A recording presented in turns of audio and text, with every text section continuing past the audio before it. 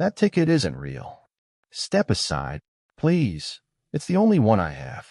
My grandma is dying. The terminal lights buzzed like angry bees overhead, pale, cold, unforgiving. Atlanta Airport, Concourse B. Early morning, too early for ordinary conflict, but perfect for the kind that sticks to memory. A thin woman in a neon scarf stood before the boarding gate, jaw hard with certainty. Her badge read Karen Wilcox, Customer Service Supervisor. Before her 12-year-old Alicia Moore clutched a single paper ticket, wrinkled, carefully guarded, ink slightly faded. Her hands trembled the way a leaf trembles beneath storm wind. Karen didn't blink. She snatched the ticket, tore it clean down the middle. Two slow rips, rip, rip, loud enough that even a TSA agent paused mid-scan. Alicia's breath collapsed. My mom bought it last night. She said I'd be in Memphis by noon. Grandma's waiting. The words broke like glass. Passengers watched, heads tilted, whispers rising like steam. Karen folded her arms, voice sharp. Fake tickets don't get sympathy here. You people try this every week. No slurs, no shouting, just cold dismissal and a little girl shrinking inside her shoes. A man in line, Marcus Hale, mid-40s, travel-weary, felt something coil inside his chest. He didn't know this child. Didn't have time for detours. But injustice, when seen up close, demands something. A heartbeat, a voice. He stepped forward. Ma'am, maybe scan it first. She's clearly scared. Karen's eyes narrowed. The decision's made. Security radios crackled. A gate nearby, blink delayed. Then another. Then another. Screens across the terminal stuttered like they were shivering. Alicia looked up, eyes wet, pleading. The torn ticket fluttered to the floor like a fallen feather. And somewhere behind the gates, some unseen authority moved. Not loudly, not visibly, but something shifted. And minutes later, 62 U.S. airports would shut down, not because of danger, but because dignity had been stepped on one time too many. Marcus exhaled slowly, stepping closer. Karen, you just made a mistake. The PA system chimed one long, uneasy note. Enjoying this? Tap subscribe for tomorrow's story. 6 hours earlier, the airport was just a picture on a cracked phone screen. Hold still, baby. I want this one sharp. Alicia Moore tried to smile, chin lifted, backpack straps clutched in both hands. The faded couch behind her sagged in the middle. The ceiling fan clicked out an uneven rhythm above. Her mother, Denise Moore, angled the phone, eyes shining with a mixture of pride and worry. You look so grown, Alicia. You sure you're okay flying alone? Alicia nodded, bravely. Yes, ma'am. It's just a plane. I take the bus to school every day. Denise laughed softly, but her fingers lingered on Alicia's shoulder. This isn't like the bus, sweetheart. Call me when you get to Atlanta. Then again when you land in Memphis. Grandma's gonna want to hear your voice. The word grandma changed the air in the room. On the coffee table lay a plastic pill bottle with a hospital label, a folded discharge paper, and a photo frame showing an older woman in a floral dress, gray hair braided back, arms wide like she was about to hug the whole world. Evelyn Moore, Alicia's favorite person. Now she was in a Memphis hospital bed, kidneys failing, breath thin. Doctor said today's a good day. Denise said, voice softer. We don't know how many good days we have left. You being there. That's the best medicine she's going to get. On the armrest lay the printed airline ticket. Atlanta to Memphis. Direct flight. Paid for in blinking overtime hours and skipped meals. Denise picked it up carefully, like it was porcelain. Put this in the front pocket of your backpack. Do not take it out unless the airline staff asks, okay? Alicia slid it into the pocket with almost ceremonial care. The paper brushed the fabric with a faint hiss. Yes, ma'am. Front pocket only. Their neighborhood outside Atlanta was quiet at dawn. One barking dog, one pickup truck coughing to life, streetlights still clinging to the last of the night. Denise walked her daughter to the rideshare car, fingers interlaced with Alicia's. The driver, a tired man with a baseball cap and a thermos, helped put the small roller bag in the trunk. You headed to see someone special, young lady? Yes, sir. My grandma in Memphis. He smiled. That's about as special as it gets. Atlanta International Airport was a world of its own. High ceilings, polished floors, the constant low hum of air conditioning and rolling luggage. Alicia stayed close to Denise until they reached the security line. Denise knelt, hands on Alicia's cheeks. Remember what I said. Keep your phone charged. This portable battery is in your side pocket. Ticket is in the front pocket. If anyone gives you trouble, you call me right away. Alicia swallowed. What if you're at work? Denise's eyes hardened with resolve. Then I step out. No job is more important than you. She kissed her daughter's forehead and placed a lanyard with a bright, unaccompanied minor tag around Alicia's neck. A nearby airline associate smiled and waved them forward. But then the associate's radio crackled. Her smile faded. 1 second, ma'am. We're changing who's handling unaccompanied minors at Gate B today. Just wait for Supervisor Karen, okay? The name meant nothing then. Just another stranger in a huge building. Denise squeezed Alicia's hand. I'll walk you as far as they let me. When the TSA lines split, they had to part. One path for passengers, one boundary where parents had to stop. Denise held back tears. I'll be right by my phone, baby. Call me from Atlanta, okay? Alicia nodded, throat tight. Yes, ma'am. As she stepped into the line alone, the ticket in her front pocket felt like a key to another world. Thin, fragile, everything. Far above, in a glass office overlooking the concourses, a man in a navy blazer, Marcus Hale, checked his email, unaware that in a few hours, a torn piece of paper and a frightened child would force him to make the hardest call of his career. By the time Alicia reached Atlanta's connecting terminal, she was tired, not physically, but in the small, quiet way children get tired when they're brave too long. Her backpack felt heavier than it should. The unaccompanied minor lanyard bounced against her chest as she walked. Gate B-17 glowed on the overhead signs. She rehearsed the instructions. Front pocket. Show the ticket only when asked. Keep phone charged. Don't wander. The concourse smelled of cinnamon rolls and disinfectant. Rolling suitcases whispered across polished tile. Voices blended into a steady river of sound, announcements, boarding calls, laughter from people far too energized for morning. Alicia reached the gate desk and waited behind a small line of passengers. 2 attendants scanned boarding passes with the efficiency of people who had done this 1,000 times. No sign of the supervisor yet. She checked her phone. A text from Mom. Did you land? Then another, a minute later, call when you board from Memphis. Alicia typed back with tiny, careful thumbs at gate. Boarding soon. She hesitated, then added a heart emoji. Her mom sent 3 back. The moment felt safe. Then a new voice cut across the counter, crisp, authoritative. Everyone with special handling or escort needs, form a line to the right. I'm Supervisor Karen. She was the same woman from the moment of crisis. Alicia just didn't know it yet. Karen's neon scarf matched her sharp posture. Her expression looked like someone constantly smelling something sour. Alicia joined the small line, 1 boy on crutches, 1 elderly man with a cane, then Alicia, smallest, quietest. Karen checked each boarding pass without looking up much. Next, Alicia stepped forward, heart fluttering. She reached into the front pocket and handed over the ticket, the object her mother told her to protect with everything she had.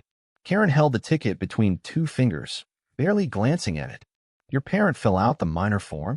Alicia nodded. Yes, ma'am. I don't see it here. Alicia's pulse kicked. They put it in the system, she said softly. Karen's brow creased, judgment quick and unfiltered. Children need documentation on hand. Where is your guardian? She's home. She had work. I'm just flying to Memphis to see my grandma. Karen cut her off with a raised palm. We get fake tickets for minors more than you think. People try to move kids without consent. We verify everything. Alicia blinked. Mom booked it last night. I can call her. Karen exhaled through her nose. No, we don't do validation by phone. If this ticket's fraudulent, I have to flag you. The word fraudulent wrapped around Alicia like cold air. Her fingers tightened around her backpack strap. Passengers nearby started listening, subtle at first, then more openly. A couple lowered their coffee cups. A businessman paused mid-email. And then, the moment that would echo across the country, Karen pinched the ticket in both hands, looked straight into Alicia's eyes, and tore it, slowly, deliberately, into 4 pieces. Alicia gasped, a sound too small for the cruelty it answered. Nearby screens flickered. One gate changed to delayed. Then another. A ripple of confusion passed over the concourse like a cold breeze. In a private lounge 2 terminals away, Marcus Hale, Regional Flight Operations Director, noticed the same flicker. His phone buzzed with alerts. Systems offline. Routes paused. Inbound aircraft circling. He frowned. This wasn't weather. There was no storm. Something human, not mechanical, was happening. He grabbed his badge and headed for Concourse B. Back at the gate, Alicia stared at the pieces of her future on the floor. She knelt, hands trembling, trying to gather them, as if taping them back together could give her her grandmother again. Karen folded her arms. "You'll need to wait off to the side while we verify identity." The crowd murmured. Karen didn't look at them, didn't look at Alicia either. But a man stepping off the moving walkway did. Marcus Hale. And the moment his eyes found the girl on her knees, something in his world began to realign. Alicia whispered, barely audible, "Please, my grandma." And Marcus changed direction. Marcus Hale slowed as he approached Gate B-17, not trusting what he saw. A child on the ground. Paper scraps like fallen snow. Passengers watching, silent, unsettled. He scanned for the gate lead, spotted Karen Wilcox with her arms crossed, looking more offended than concerned. Marcus crouched beside the girl. "Sweetheart," he said gently, "my name is Marcus. Are you hurt?" Alicia sniffed, shook her head, held out the torn pieces with cupped hands like broken wings. "My ticket." She tore it. "I need to get to Memphis." Her voice was fragile, controlled only by sheer will. Marcus looked at Karen. "Why did you destroy her boarding pass?" Karen lifted her chin. It appeared fraudulent. No guardian present. No printed minor authorization. "We have rules." Marcus stood, not tall by height, but tall by purpose. A child traveling alone requires verification, not humiliation.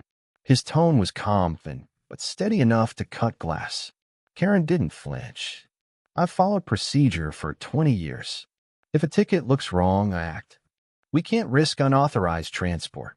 Marcus considered that, the thin thread between caution and cruelty. "Did you scan it?" "No." "I could tell." "Karen, we don't tear tickets. Ever." His voice sharpened, not loud, but undeniable. Passengers leaned in as if gravity had shifted. Alicia's phone buzzed inside her backpack. Marcus kneeled again, carefully retrieving it and placing it gently in her hands. "Can you call your mother?" he asked softly. Alicia nodded, unlocking the screen with damp thumbs. The line rang. Once, twice. Then, "Alicia? Baby, did you land?" "You sound." Marcus took the phone, introducing himself with a measured tone. "Ms. Moore, this is Marcus Hale, Regional Operations Director. I'm with your daughter. She's safe, but there's been a misunderstanding." Denise's voice trembled with fear. "What happened? Where is she? Why do you have her phone?" Marcus glanced at Alicia, who watched him like he was either hope or loss. "There was an issue with her ticket. It was torn before verification. I'm resolving it now. First, I need you to confirm purchase details for our system." Denise exhaled shakily and provided the confirmation number, last 4 digits of her card, time of purchase. Marcus relayed it to a nearby agent, who typed quickly. Within seconds, the screen flashed green. "Valid. But confirmed." The gate agents exchanged uneasy looks. Karen's face reddened, not with shame, but irritation. "You can't override my judgment without paperwork," she said. Her ticket was printed at home. Anyone could forge. Marcus raised a hand, controlled, firm. That child had a legitimate reservation. "You tore her access to medical family travel." He said it softly, and silence fell like a verdict. A security supervisor approached, drawn by the tension in the air. "Everything okay here?" Marcus responded without looking away from Karen. "Yes, but I need a reprint for passenger Moore, immediate priority, and a formal incident log." Alicia's eyes shone, not with victory, but with relief still too fragile to trust. Karen opened her mouth to argue, but the overhead screens flickered again. More gates delayed. A ripple of discomfort moved through the terminal. The security supervisor frowned. "Our system's going unstable. Half our outbound routes just soft paused." Marcus checked his watch. There was no storm, no threat, only a broken moment, and the consequences spreading like cracks in glass. He exhaled. In 10 minutes, he said quietly, this concourse may shut down. Karen blinked. Shut down? Because of one kid. Marcus looked at Alicia, then back at Karen. The system responds to errors. And today, you made one loud enough to echo. Alicia clutched her phone like a lifeline. Marcus turned toward the intercom. He was about to make a decision that would change the airport and the country before noon. Marcus reached for the gate intercom, but he didn't press it yet. Not with Alicia watching. Not with half the terminal already shifting uneasy on its feet. Let's take this to a calmer space, he said, voice like steady hands. He gestured to a quiet seating area just beyond the boarding lanes. Alicia walked beside him slowly, still gathering the torn ticket pieces in her small fist. She didn't speak, not yet. The trauma was fresh, like a bruise just forming. Karen followed reluctantly, arms stiff, posture unbending. Passengers trailed at a distance, curious enough to orbit the scene. Marcus sat across from Alicia at a small circular table. Sweetheart, he said softly, start at the beginning. Tell me exactly what happened. Alicia inhaled shaky air. I showed her my ticket like my mom said. I didn't do anything wrong. Her voice cracked, the first break in her composure. She just ripped it. She said it was fake. I told her about Grandma, but she wouldn't listen. Marcus nodded, every word a stone added to a scale. Karen interjected sharply. I acted to protect this airport. Unverified minors are a risk. If she didn't have the authorization paperwork, Marcus turned to her, calm but immovable. You ask for paperwork. You verify in the system. You do not destroy a child's only way home. Karen exhaled, clipped, defensive. She looked nervous. People who lie look nervous. A murmur rolled through the watching crowd. Alicia shrank smaller in her seat. Marcus leaned forward, elbows lightly on the table. You misread fear as deceit. Children traveling alone are often scared. Then, with careful weight, and you assumed intent without evidence. Something flickered in Karen's eyes, not remorse, but resistance. I would make the same call again, she said, final as a slammed door. The words sat heavy. Passengers reacted, some eyebrows raised, others shaking heads. The security supervisor shifted, uncomfortable. Marcus tapped his badge lightly, the sound small, but it carried like punctuation. You won't be making that call again today. Karen stiffened. Is that a threat? It's a boundary, Marcus replied. Until this incident is reviewed, you're relieved from gate authority for minors. Gasps in the crowd. Karen's jaw tensed, corners whitening. I've served 20 years. And today, Marcus said quietly, a 12-year-old with a dying grandmother spent 15 minutes on the floor picking up pieces of a valid ticket. Silence. Alicia looked up, eyes glistening. Her grip loosened. Torn paper fluttered onto the table. Marcus spoke to the security supervisor without breaking eye contact with Karen. Escort Supervisor Wilcox to observation. Not disciplinary, observational status pending administrative review. Karen's composure cracked, not in tears, but in disbelief. You're overreacting. One ticket, you'd shut down an airport for that. And there, the second seed of the twist landed. Marcus's tone dropped softer, but colder. You think this is about a ticket. Behind them, the departure board flickered once more, brighter, longer. Then half the screens died at once. A wave of passenger voices rose like wind through trees. Emergency tones chimed overhead.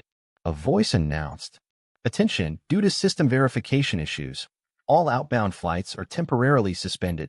Not one gate, not one flight, all of them. Karen's eyes widened. Marcus inhaled slowly, years of experience tightening into one moment. This airport is pausing because something broke in our process. And sometimes, he said, looking from Alicia's small hands to Karen's rigid stance, a broken moment demands a larger stop, until we remember why we fly people, not just planes. Alicia whispered, fragile. Will I still get to Grandma? Marcus faced her, determination settling over him like armor. Yes, I will make sure of it, even if the whole country had to halt to do what one human failed to. A line of supervisors in navy jackets formed near the gate, Not alarmed, but alert. The shutdown wasn't chaos.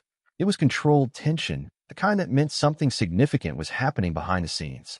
Marcus stood, posture calm but honed. "Alicia," he said gently, "stay right here with Officer Grant." The security supervisor nodded, guiding her a few feet away where she could sit, breathing steadier now, but still fragile. Karen watched the movement with disbelief. "You can't ground flights for this," she hissed. "You're going to make national news over one misunderstanding?" Marcus held her gaze. "You don't know why the system paused." Karen scoffed. "Because someone overreacted." Marcus reached into his jacket and placed a second badge on the table. Not the standard airport ID, but one marked with a silver seal and a line of text Karen had never expected. Federal Transportation Safety Oversight, Emergency Authority. Gasps rippled outward like a dropped pebble, hitting water. Marcus didn't raise his voice. "I'm not just regional operations. I'm part of the Federal Oversight Rotation for Child Transport Procedures. I fly in unannounced to evaluate gate compliance. Today was an evaluation day." Karen's color drained. "You mean—" "Yes," Marcus finished. "You were being observed." Passengers murmured, shock, understanding, some thin satisfaction. Karen tried to regain footing. "So she's a plant? A setup?" Marcus shook his head slowly. "No. Alicia is a real child with a rail ticket trying to see her grandmother before time runs out. That is what makes this failure real." He placed a hand lightly on the scattered paper pieces. "You didn't fail a test. You failed a person." Karen's throat bobbed with a swallow. Pride warred with the first signs of doubt. "I was protecting the system," she said, but softer now. Marcus's reply was almost reverent. "A system that forgets its purpose becomes dangerous." Just then, a chime overhead. A voice, staticky from strain, broke through the terminal speaker. "Attention all passengers, a national compliance audit is underway. 62 airports are temporarily paused for verification review. Please remain patient." A collective shiver passed through the crowd. Karen's eyes widened, realizing the scale. "You stopped 62 airports?" Marcus didn't look triumphant. He looked burdened. "I flagged the network the moment I saw her on the floor. Our protocols allow a halt if vulnerable passenger rights may have been violated system-wide. If one minor is dismissed improperly, others might be too." Alicia watched quietly, hands folded around her phone. Her eyes were wide, afraid, but also full of something new, possibility. Marcus turned to her and knelt again, meeting her at eye level. "I want to get you to your grandmother. Not through loopholes. Not as an exception. But because you deserve what every traveler deserves, dignity." He looked to the gate agents. "I want a new ticket printed for Alicia Moore. Priority boarding." Escort cleared. One agent hurried to comply, fingers flying across the keys. Karen stood frozen, a woman trained to command, now confronted with a harm her certainty had caused. Marcus extended the torn scraps toward her. "Help her tape this together," he said, voice soft but iron beneath. "Let her see you value what you try to take." Karen hesitated, the whole terminal holding breath. Then, slowly, she reached for the pieces. The first crack in her armor. And the first step toward a reversal no one expected. Karen took the torn scraps with stiff fingers, like they carried electric charge. Alicia watched, not angry, just tired. Too young to hate. Karen cleared her throat, voice barely a whisper. "I need tape." Marcus nodded to a nearby agent, who retrieved a small dispenser from the service drawer. The sound of tape peeling, shrip shrip, was oddly tender. The same action Karen used to destroy was now used to rebuild. Piece by piece, she aligned the ticket edges, pressing the seams gently. Her hands shook. For the first time since the confrontation began, she looked at Alicia, not through her at her. "This should have never happened," she said. Alicia blinked, eyes shining. "It was my first time flying alone." Karen swallowed, guilt settling like weight on her shoulders. "I forgot what that feels like." Marcus watched the exchange with cautious hope, but he wasn't done. He walked to the center of the terminal where nervous crowds waited under frozen departure boards. He tapped his badge, the silver-sealed one, against a podium microphone. The feedback hushed the entire concourse. "Ladies and gentlemen," he began, voice clear as airport glass, "our flight operations were paused today for one reason, to ensure that every traveler, especially the most vulnerable, is seen and treated with dignity. Passengers leaned forward, listening. Phones recorded. Marcus continued. A young girl was wrongly denied her seat because assumption replaced procedure. But here's the truth. One mistake can teach a system to do better. Today we are resetting the standard. Karen stood behind him, shoulders drawn but no longer defensive. She held the mended ticket with both hands, as if guarding something delicate. Then Marcus did something unexpected. He stepped aside and turned to Karen. "Supervisor Wilcox, would you like to speak?" A collective inhalation spread across the crowd. This was the real twist, not punishment, but responsibility. Karen stepped forward, voice unsteady. "I misjudged someone today," she said into the mic. "I'll let fear of being wrong keep me from being kind. And I'm sorry to this child, her family, and everyone who trusts us to be fair." She turned slowly, visibly, and knelt before Alicia, an act no one could have predicted. She held out the taped ticket, not perfect, seams visible like scars, but whole again. "Alicia," she said, voice breaking, "you deserve your seat. I hope your grandmother feels your love the moment you land." Alicia took the ticket with both hands, small fingers brushing Karen's. "Thank you," she whispered. A moment stretched, fragile, humbling. Then Marcus raised his voice, turning to the operations desk. "Restore outbound routes. Begin with Memphis." Like lights rising after a long blackout, departure boards flickered back to life, one gate, then many. Cheer rippled across the terminal. Relief. Closure. Forward motion. Alicia's flight number blinked green. On time, now boarding. The crowd applauded. Some quietly wiped eyes. Karen stood beside Marcus, changed, not erased, not excused, but redirected. "Do I still have a job?" she asked softly. Marcus's reply was firm but kind. "You have training and a chance to lead differently." Karen nodded, a woman rebuilt like the ticket she tore. Alicia clutched her backpack, heart pounding with hope. She was finally going to Memphis. Boarding for Memphis began with unusual reverence. No pushing, no hurried complaints, only a terminal full of eyes following a small girl with a taped ticket and a fresh escort tag. Officer Grant guided Alicia gently toward the jet bridge. Marcus stayed behind just long enough to ensure every system light returned green. Karen remained at his side, silent, absorbing the weight of the day. As Alicia reached the scanner, the gate agent paused, not to stop her, but to stand. Others nearby followed, rising like a silent guard of honor. The newly printed boarding pass slid across the reader. One soft beep. Approved. But Marcus held up a hand before she could continue. "I'll accompany her," he said to Grant. "Protocol allows oversight staff to escort minors when circumstances demand continuity." Karen blinked, surprised, maybe relieved. Marcus knelt to Alicia's height once more. "Ready to go see your grandmother?" Alicia nodded, though tears threatened again. This time from relief, not fear. The taped ticket remained in her pocket, seemed still visible, bright like proof. She walked the jet bridge beside Marcus. A woman in row 9 gave up her aisle seat so Alicia could sit close to the front. A flight attendant placed a cup of water and a soft blanket in her lap. But before takeoff, something happened no one expected. A message alert sounded on Marcus's tablet, National Operations Board, Request Status Report. Then another, Incident flagged for systemic review. Then a third, a news outlet asking for comment. Someone must have captured the speech in the terminal. A single social post was already traveling like wildfire. For a moment, Marcus felt tension gather in his chest. The system had paused because something needed to be corrected. Now it was surging awake, louder, faster, drawing attention. He turned to Alicia. "Would you like me to call your mother once we land?"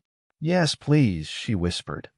The engines hummed, not harsh, but steady, like a heartbeat beneath metal ribs. Minutes later, wheels lifted from Atlanta soil. Clouds opened beneath them like untouched snow. Alicia pressed her forehead to the window, eyes wide at the world rising beneath her. "Do you think Grandma's awake?" she asked. Marcus offered a small smile. "I think she's waiting for you." Somewhere below, Karen sat alone in a break room, ticket tape still on her fingertips, reviewing new policy guidelines Marcus emailed her. She would be undergoing mandatory retraining. Not as punishment, but as opportunity. In the operations tower, Administrators replayed footage of the confrontation. Conversations began, quiet, then pressing. How many policies protect efficiency more than people? How many kids were stopped before Alicia?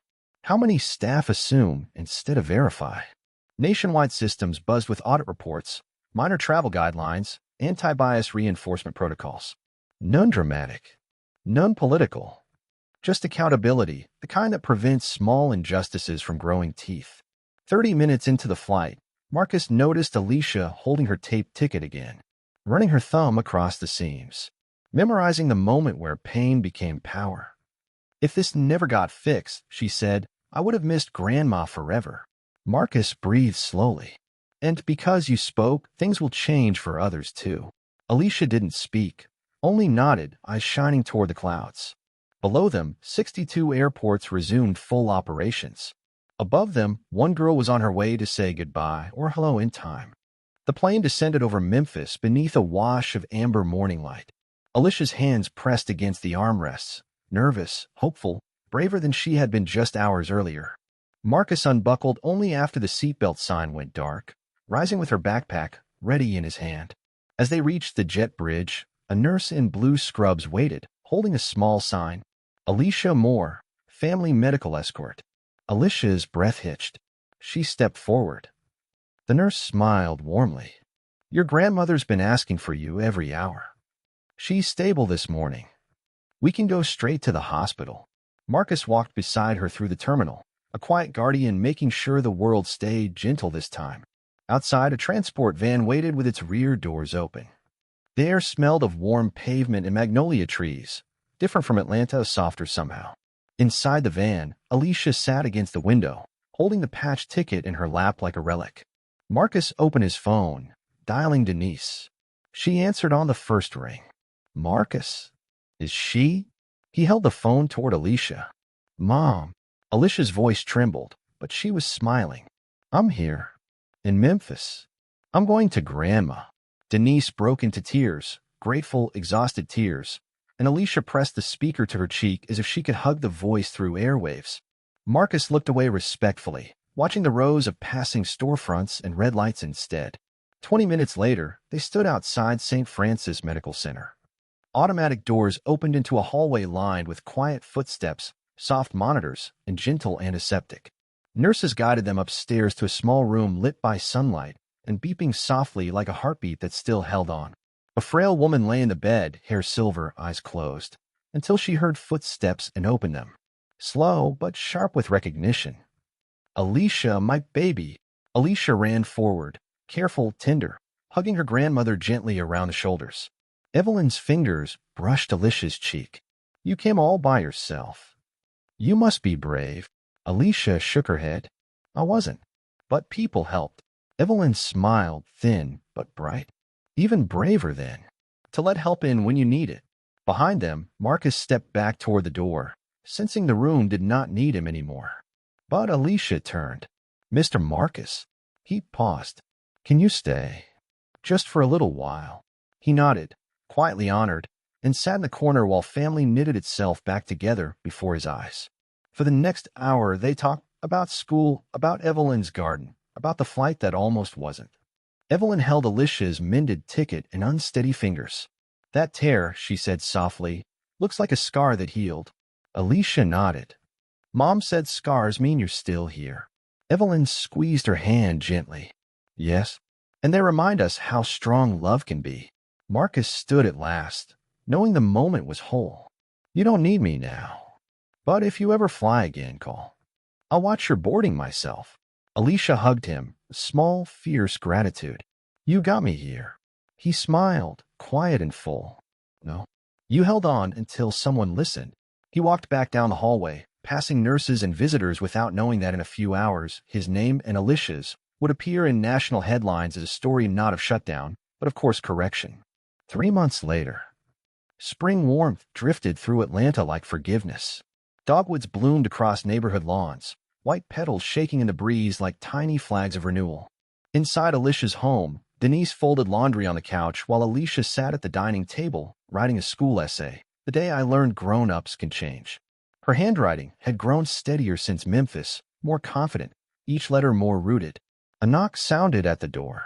Denise opened it to find Karen Wilcox. No neon scarf, just a soft pastel blouse and a nervous half-smile. She held a small envelope and a folded paper bag. Alicia peeked from the table, eyes wide with surprise. Not fear, just curiosity. Karen spoke gently. I asked if I could visit. Only if it didn't cause distress. Denise nodded, cautious but gracious. Come in.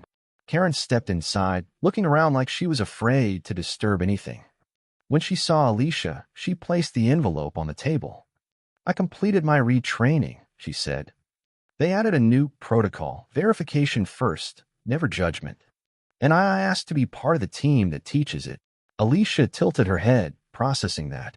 Karen unfolded the paper bag and slid something across the table. Inside was a framed copy of the original torn ticket, edges taped exactly as they had been that morning, now set beneath glass like a protected relic. Below it, engraved in metal, a moment that changed more than one journey. Alicia traced the frame gently. You kept it. I did, Karen replied. I wanted to remember, not forget. Mistakes only heal if we learn from them. Denise's eyes softened. Alicia smiled, small, genuine. Karen inhaled, voice quiet. Thank you for letting me grow from what I did wrong. She stood to leave, but Alicia lifted a hand. Miss Karen. Karen paused. Would you like tea? Silence. Warm, welcome silence. Karen nodded, slow, humbled, and sat. Denise prepared mugs. They talked lightly, garden plant, school, favorite cookies. No shadows, just morning light. And then the door opened again. Another visitor. Marcus Hale stepped through, holding a small envelope of his own. I was in the neighborhood for a review. Thought I'd check in. 3 chairs, then 4, gathered around a kitchen table where once there was only grief. Marcus placed his envelope beside the framed ticket. Inside, a photograph of Alicia sitting beside Evelyn in Memphis, hands intertwined, sunlight soft on both smiles. Evelyn's health had stabilized. Alicia visited once a month now. Grandma says I'm her sunshine, Alicia said proudly. Marcus grinned. I believe her. Karen looked at the photo, eyes misting. Thank you for letting me be part of this chapter, she said. Alicia held the framed ticket closer, no longer a symbol of pain, but of transformation. She whispered something no one expected, but everyone understood. People can break things. People can fix things, too. The room was still, full-heeled. Outside, children laughed down the street. Birds threaded song through branches. The world continued, not perfect, but kinder than before. Alicia set the frame on a shelf facing the morning sun, where seams glowed like gold threads. Not hidden, not erased. Ching. Andy, thanks for watching.